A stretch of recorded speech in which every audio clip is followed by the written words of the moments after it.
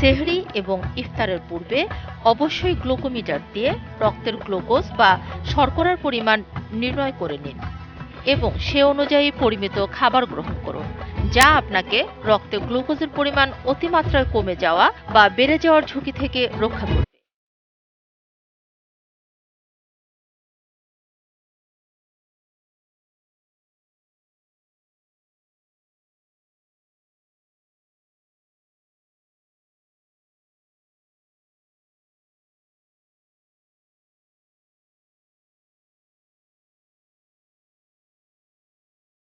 Ramadan tips brought to you by Aristo Pharma Limited.